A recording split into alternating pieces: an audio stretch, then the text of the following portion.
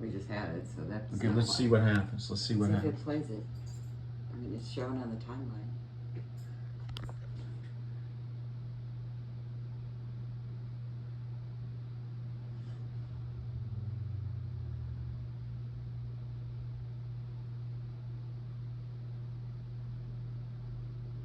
Los Angeles-based Heir Hunters International tracks down heirs to lost fortunes.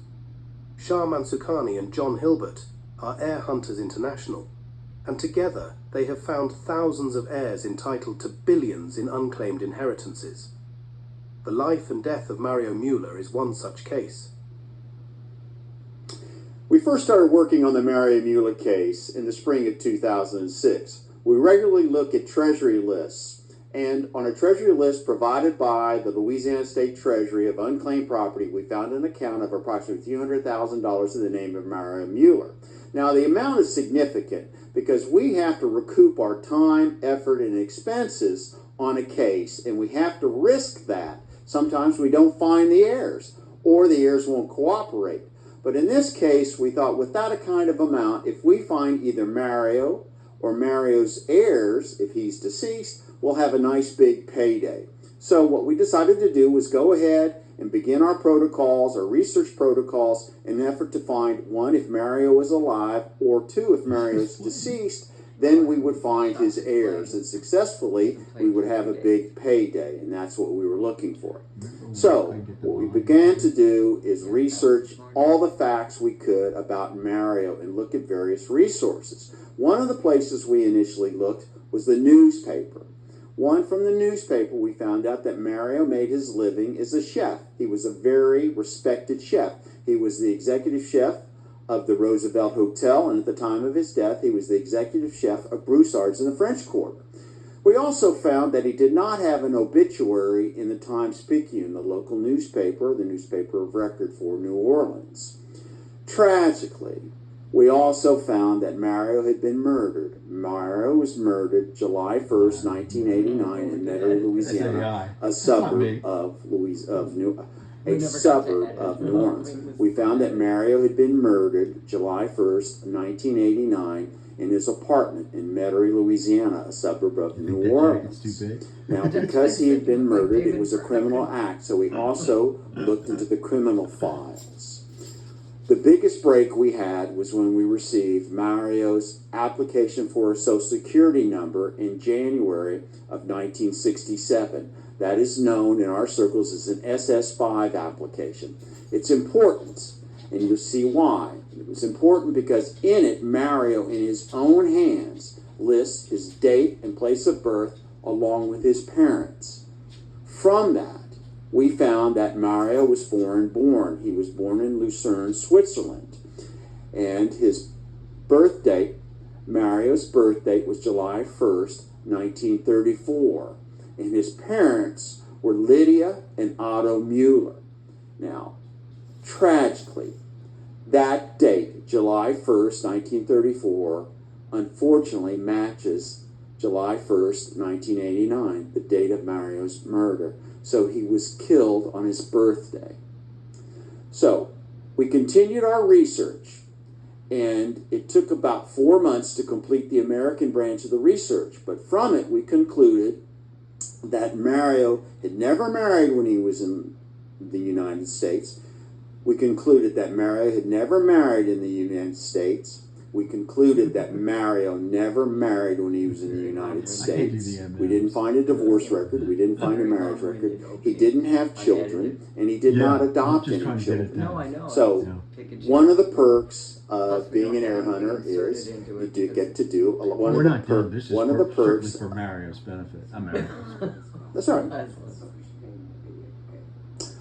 So one of the perks of being an heir hunter is you have the opportunity to travel. So nothing could be better than heading over to Lucerne to look for his heir. He had no immediate family or any family whatsoever in America, so a trip overseas was necessitated. So we flew out of LAX, we flew out of Los Angeles, then we flew to Frankfurt. And Frankfurt's nice because the Bahnhof, or the train station, is at the bottom of the airport. So we walked to the bottom of the airport, got our train tickets, and we took a trip So we went to the bottom of the airport and we took a train trip to Lucerne. After 3 days, we discovered that Mario had a sister, Dora Mueller. We met Dora, and Dora confirmed that Mario had never married and he never had any children or adopted any children. Okay, that's right. So after 3 days in Lucerne, we found Dora Mueller, his sister, and we were able to meet with her. When we met with her, she confirmed that Mario had never married during his lifetime, nor did he have any children or adopt any children. And he only had one sibling, his sister Dora. So Dora was his only heir to whatever money he left unclaimed in the Louisiana Treasury. At the end of the meeting, Dora asked if we would represent her in bringing a claim in the Louisiana State Treasury, which necessitated that we open up a probate in Jefferson Parish, Louisiana. After about a month and a half, we got our order to distribute the funds, and we turned. After about a month and a half, we got our order to distribute the funds from the Louisiana Treasury. We then flew back to Lucerne to meet with Dora. And Dora was given her check. She was the sole heir of Mario Mueller, her brother. As we were concluding the meeting, Dora handed us an envelope, and she said to us, "Would you like to see them?" And we said, "See whom?" And she said, "Mario and Keith." And she read the reaction on our faces. We were somewhat shocked because Keith was the gentleman, or the young boy, that had killed Mario. Sensing our unpleasantness,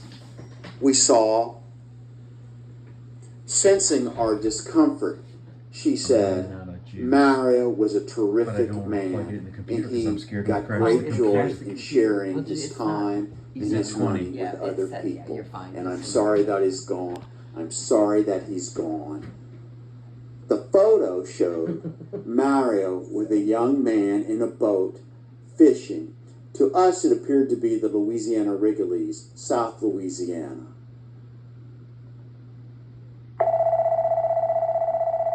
Sheriff's Office. There's a man lying outside by my apartment. There's a lot of blood. I don't think he's alive. It looks bad. What's your location? 2 Metairie Court. Okay, units are on the way. Deputies were dispatched at 7:18 a.m. in reference to a man lying in a pool of blood. Upon arrival, deputies observed a white male subject laying face down outside of apartment K. Victim was shirtless and dressed only in grey running shorts and white socks, and had a large knife wound. His blood stained the ground below him. A butcher knife with blood on the blade was about 25 feet away at the stair landing of the second floor. At 7:25 a.m., paramedics checked the victim and stated, victim had no signs of life.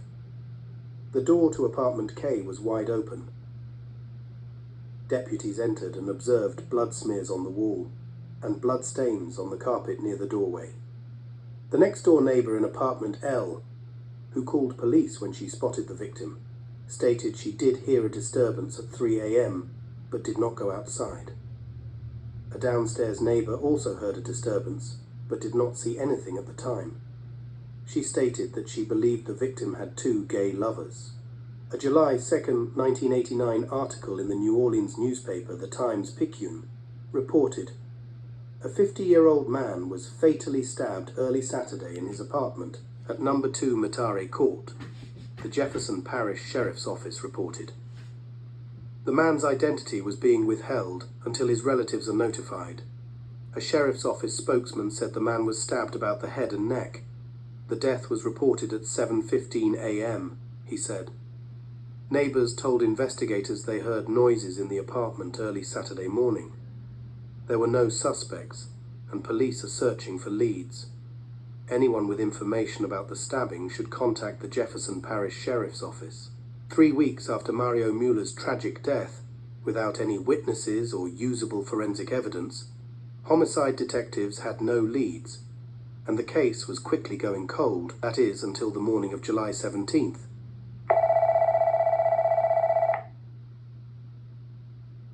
Sheriff's Office. I want to talk to someone about the death of a man named Mario that happened a couple of weeks ago.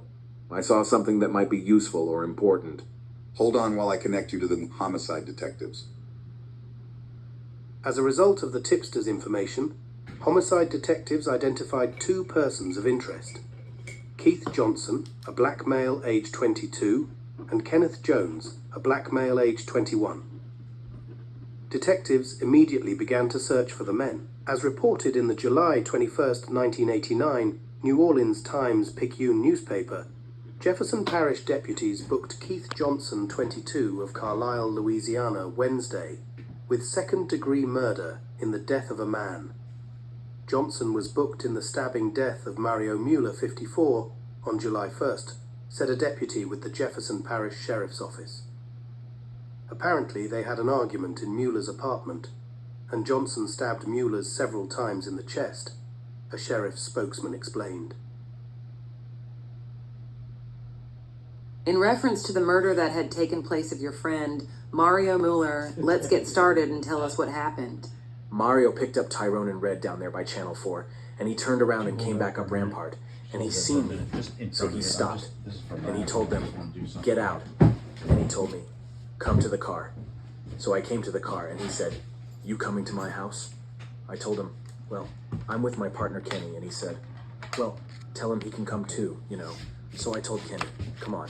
So I got in the front seat, and Kenny got in the back, so we got by his house. We started drinking some bourbon and cokes. Then we ran out of that, and he gave me some money to go to the store to get some rum. We're gonna send this to When I last come one back, in Kenny's just a standing minute. up by the couch. I mean, with the knife in this, his the hand. whole thing. It's shaking. And I said, "Man, what's happening?" You know, just like that. And he ain't said nothing. Looked like he couldn't say nothing. So I went, and I looked in the bedroom, and I seen Mario laying down there with blood all over. He was laying there, and where was Kenneth? He was still standing by the couch with the knife in his hand, just shaking. And after that, when I came back out there, he dropped the knife, and he just ran out the door. Where did you all go from there? I don't know where he went to. But then I walked down to the bus stop. What time did this take place? About 1 o'clock, something like that. Keith, let's start all over on that night, okay? When did you first go to Rampart Street?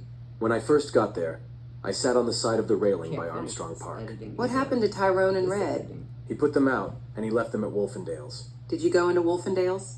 Yeah, that night at about 9 o'clock. Did you see Mario when you first went in Wolfendale's? I did. I saw him when I first went in there, and I hollered at him, you know. And after that, I walked back out to Armstrong Park. Mario saw me, and he stopped. About what time did you get in Mario's car?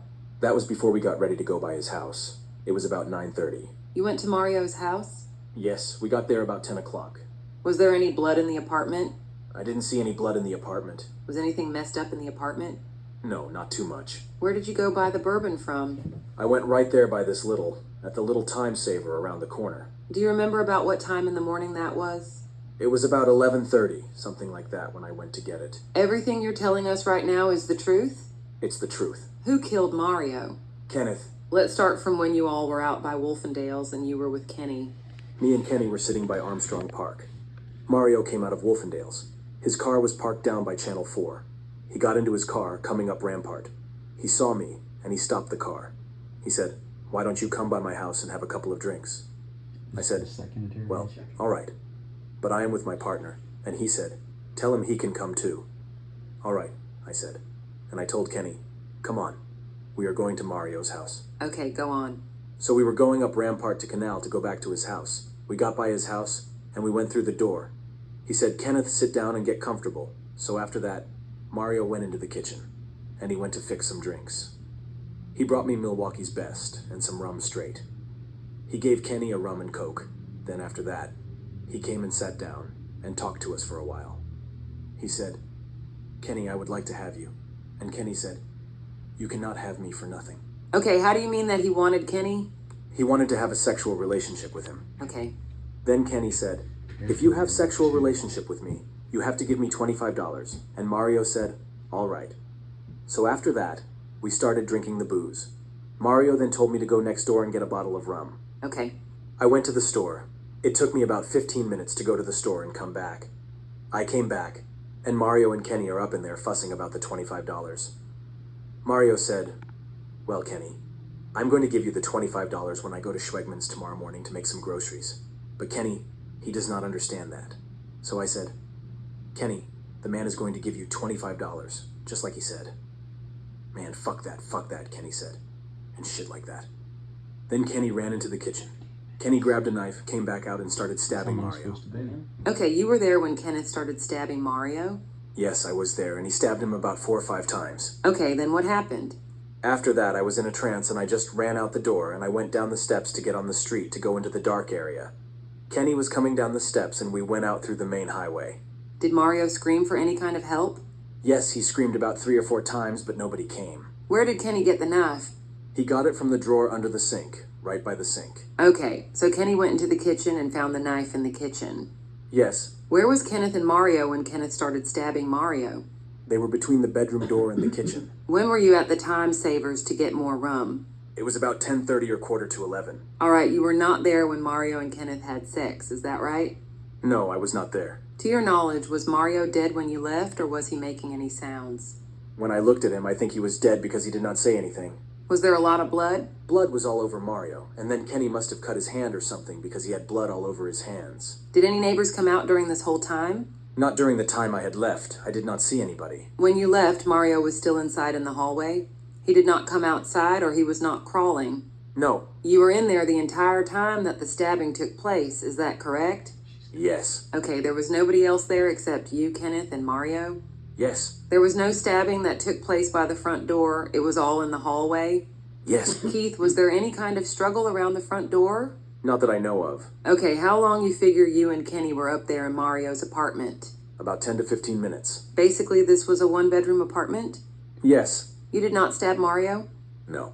Okay, what kind of relationship did you and Mario have? You know, we were all right. He used to come get me and bring me up there. We would go to a movie, and stuff like that. We would come back home by his house. He would feed me, and stuff like that. And he would be wanting to suck my dick and shit like that. You ever have any kind of encounters with him? Sexual relations? No. No? Then how would you stop him from wanting to? Was Mario persistent with it? I would just tell him no, that I did not want to do that, and he would understand. Alright, so basically Mario was good to you. Yes. Mario would buy you things? He would buy me clothes, caps. Every time we used to go Schwegman, he used to buy me a little cap. How long have you known Mario? About a year. How did you meet Mario? I met Mario when I was by Wolfendale's one night. I was just sitting out there, and he always parked his car and would walk up and down Armstrong Park, and he saw me. So did Mario try to hustle you that first night? No, he did not try to hustle me the first night. He talked to me normally, but I could see what he was trying to get at by hanging out at that type of place. What type of place is Wolfendale's? It is a gay bar. One other thing, when you left Mario's apartment, what did you do? I ran down back the way we came. Did you catch any buses or cabs? I caught the bus to go back to Canal Street. What time did you get back to Canal Street? About 6 in the morning. Was it daylight? Yes, it was daylight. Keith, you have given several statements concerning the stabbing and a murder that took place at a house in which Mario Mueller was killed. Is that correct? Yes. How many statements have you given so far? 2. How long have you known Mario? About a year. Over that time, did Mario give you certain things, and how did he treat you? He treated me like I was his son, What would he do to treat you like a son? He would buy me clothes, shoes, give me money, things like that. What time did you leave Wolfendale's with Mario June 30th? It was about 9:30. And who was with you when you met Mario? Kenneth. Where were you all at? Mario was coming down Rampart and he saw me. He stopped. He told me I was coming to his house to have a couple of drinks. And I said yes, and I have my partner Kenneth with me. He told him he could come too. We say, all right. We go into Mario's house. We start riding and we stopped by Mario's house and got inside. I sat down on the sofa. Kenneth sat down on the sofa. Mario went into the kitchen. He got some rum and stuff, and some Milwaukee's Best. He came back out and brought it to us. We drank it. Later after that, he came and sat between me and Kenneth, and he started rubbing on my leg. Started feeling on my dick and shit, telling me that he wanted to fuck me. And I say, man, you can't fuck me, 'cause I'm not gonna let you fuck me. Just like that. He said, with all the things I've done for you, you're telling me you're not going to let me fuck you. I said, no, I'm not going to let you fuck me. Then after that, I ran to the kitchen, and he came up behind me. He must have thought I was going into the bedroom or something. So I grabbed a knife out the kitchen drawer, and he was right there behind me by the kitchen, and he started grabbing me. After that, I stabbed him. Did Mario do anything to Kenneth? He put his hand on Kenneth and started to rub his leg, but he said, I want to fuck you looking at me. Not Kenneth. Not Kenneth. He said, I am going to fuck you. I've been wanting to fuck you. You got a nice round, Nice ass. I'll make you feel good and all this shit. I said, man, you can't fuck me. He said, after all the things I've done for you, brought you shopping and shit, went and made groceries, let you eat all you want, and you're not going to let me do this to you. Just like that, I got up from the sofa. He tried to grab me back down on the sofa, and I jumped away. I went into the kitchen, went in the drawer, and I got the knife out the drawer, and I came back out there with it behind my back. Why did you get the knife out of the kitchen? 'Cause he was all over me, telling me I'm going to fuck you. I'm going to fuck you. Just like that. Was Mario getting mad? Yes, he was getting mad. I think if I would not have killed him, he probably would have killed me. All of you were dressed? Yes. I had my clothes on, and I said, man, let me go, man, let me go. And he said, we are going into the bedroom. I said, man, I am not going into the bedroom. And after all that, I just stabbed him. How many times did you stab him? I stabbed him about 3 times. Where? All up in the chest. So you just could not control yourself and you were just stabbing him? I just stabbed him. Okay. After you stabbed him, he fell to the floor where? He fell right to the floor in between the kitchen and the bedroom. What was Mario wearing? He had on shorts. What did you do after you stabbed him? I just stood there for a little while and then I ran out of the house. Where was Kenneth when you were leaving the apartment? He was still there when I left the apartment. Did you see Kenneth leave the apartment? I saw him leave after I got a good way down the street. Was he carrying anything? I could not see if he was carrying something. I do not know. 10 more minutes. Did you take anything out of the apartment? No wallets, no keys? Nothing. Okay. What kind of clothes were you wearing that night? Describe them. I was wearing a Christian Dior warm-up suit that Mario bought for me. All right. Did Kenneth have anything to do with the stabbing at all? No. Here in a minute. Everything that took Not place was this, yourself? but this. Yes. And say, hey, Where was Mario when you left the apartment? He was laying right there between the bedroom and the kitchen. Mario was no place else, is that right? Unless he crawled. But you thought Mario was dead? I thought he was dead. You are telling me the truth? Yes. Is there anything you would like to add? No. Mr. Jones, state your name. My name is Kenneth Jones.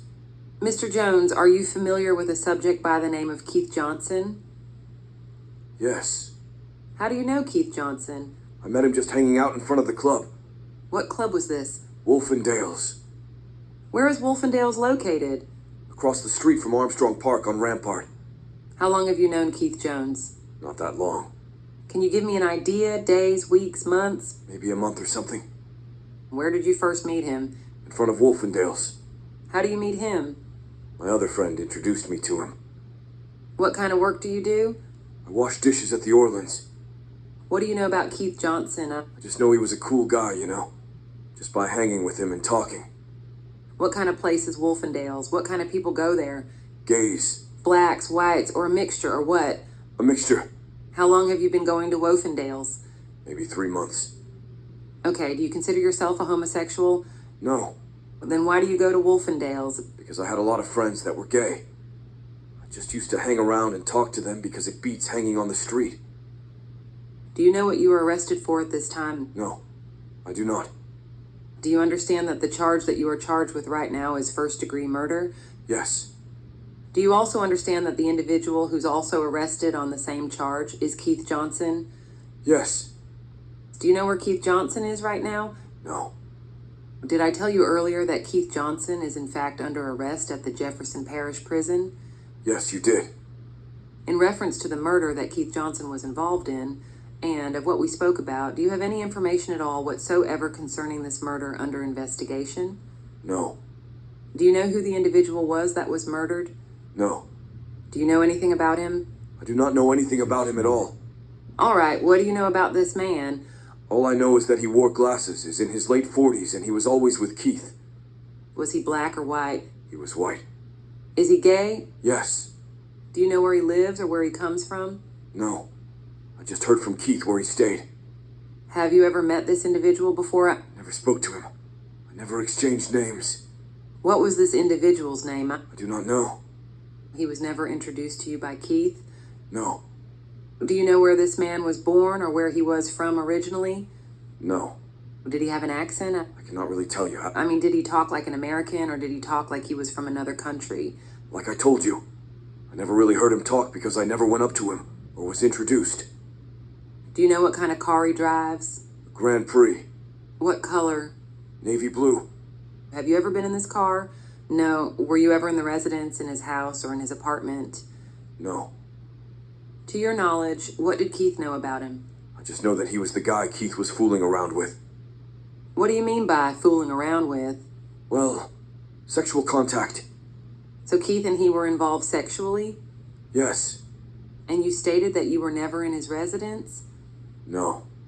On the night in particular, when he was killed, were you present, or did you witness the homicide or murder at his location? No. Have you ever gotten in a car with this man? No. Have you ever been any place with him at all? No. Has he ever bought you drinks? No. Has he ever made advances toward you? No. How many times do you think you have seen this man? Maybe 3 times. And where were these 3 places? Wolfendales. Then basically what your story is right now is that you did not take part or witness any homicide or murder in which this man was killed. That correct? Yes. When was the last time you think or recall that you actually saw him in person? The guy that was killed? About a month or something. So basically your statement is that you were not involved in the murder at all. You did not stab him. No. Were you present when he was killed? No. Has Keith told you anything since all this information has surfaced about what happened or what took place? No. When was the last time you saw Keith? About a week before the 4th of July. Where was that? Armstrong Park. You are still insisting that you had nothing to do with the murder and you were not present when it occurred, and in fact you have never been to his residence. Is that correct? Yes, I have not. In light of all of this, is there anything else you want to add that I might not have covered? No.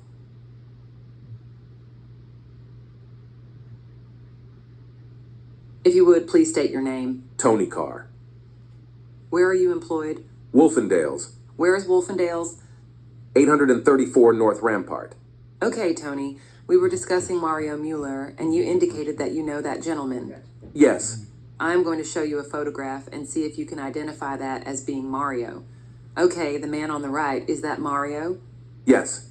Now, the gentleman in question, Mario, on that Friday night, that would have been July 1st, was he in Wolfendale's bar that night? Yes, he was. Could you start from the first time you saw him and go through the entire night's events in relation to him? Well, it had to be around 10 when he came in, and he sat there and had a few beers. He said that it was his birthday, so he was out celebrating. This went on throughout the night. Finally, about 1:30 in the morning, they left. Him and 2 other guys. Mario went out first, and the other 2 guys came out last. Now, from that point on, I did not see him or the other guys. You say he came in about 10:30. Yes. Do you remember how he was dressed at all? I do not remember exactly what he had on. When he came in at about 10:30, was he by himself or was he with anybody? When he first came in, he was by himself. Then he started talking to these people in the bar. You say these people. Was it 1 person or 2 people? It was 2 people. Well, I'm going to show you another photograph and ask, was one of the 2 this guy? That's the one right there. The name on the back of the photograph is Keith Johnson. What Keith Johnson, someone you saw Mario with that night? Yes. That is definitely one of the guys he was talking with? That was about 10:30 he started talking to them. About 10:30, yes. Do you know the name of the other guy Mario was talking with? All I know is that his name was Kenny. I do not know his last name. Were Keith and Kenny in the bar before Mario? Yes. Were Keith and Kenny with anybody prior to meeting Mario? They were just going up and down the bar trying to hustle people out of drinks. And when Mario came in, he started talking to them? Right. What happened after that? I thought they were having a good time, just like everybody else that came in. They were sitting down, talking, and drinking. But at the time, the bar was so busy that I could not keep my eyes just on them. But it was just those 3? Yes, just those 3. And that would be Mario, Keith, and Kenny? Right. Did you see them leave the bar at all that night? Well, when Mario got ready to leave, this had to have been about 1:30 in the morning. He walked out first. Then Keith and Kenny walked out right behind him. From that point on, I did not see anybody until the next day, and that was when I saw Kenny. He came in the bar with a big pocket full of money, spending money that night. Well, I did not learn until that following Monday that Mario was dead. But I remembered Keith and Kenny had left with Mario. Who came in the bar with money? Kenny. Is it unusual for Kenneth to have that much money? Oh, yes. About how much money would you say he had? It looked like a roll of 20s. You would say that was unusual? Very unusual. How long have you known Keith and Kenny? Just about 2 months. For 2 months, they have been coming in and out of there. I know that they do not have proper identification. And we did not let them in. Only way they were allowed in was if somebody was buying them drinks. But for the 2 months they came in the bar, neither one of them had much money on them? Oh no. They had to ask somebody to buy them drinks or ask someone for a pack of cigarettes, stuff like that. I have never saw either of them with any money. On that Friday night, would that have been the case? They did not have any money? 9 times out of 10, yes. But on that particular night, do you know if they had any money? If they had any, they certainly were not spending it. How would you know that? Because like I said, I was watching them that night and I had already put Keith out of the bar because he did not have proper identification. And then Kenneth came in. I put him out of the bar. And when Mario came in, they all came back in. And then all sat together at the bar and they started drinking. Mario was buying them all drinks. Every drink they got, Mario bought them for the two. Mario bought all the drinks? Right. Keith and Kenny never spent any money. How long have you been known Mario? At least 3 to 4 months. Mario was a good guy. He came into the bar, spent his money, never gave anybody any trouble. I can't understand why anyone would want to, well, you know. Why would anyone want to hurt him? When Mario would frequent the bar, did he usually pick up 2 people at one time, or was it usually just one? Probably one. Maybe that night he was having such a good time, it was his birthday. He was just enjoying himself. So, from your knowledge of Mario, you would not say it was totally out of the ordinary for him to pick up both Keith and Kenny that night? No. Specifically because it was his birthday and he was partying? Probably. It was his birthday, and he was just partying and having a good time. Now, I want you to think very hard about this. Are you sure it was about 1:30 in the morning when you saw Keith, Kenny, and Mario leave the bar? Yes. See, I get off at 2, so it had to be about that time. Was it common for Keith and Kenny to be seen together? It was. I guess they all hung out on the streets together, so I guess they were running buddies, or whatever you want to call them. Every time you saw them in the bar, were they together? No. So prior to Mario's murder, you had seen them at separate times? Right, that is right. So this is nothing unusual then, for them to be separated at this point in time? No, it is not. Do you know of anybody else that may have knowledge about Mario, Keith, and Kenny leaving at about 1:30 in the morning? Maybe the other bartenders on that night, like Larry. Is there anything else you would like to add to the statement? No, that is it.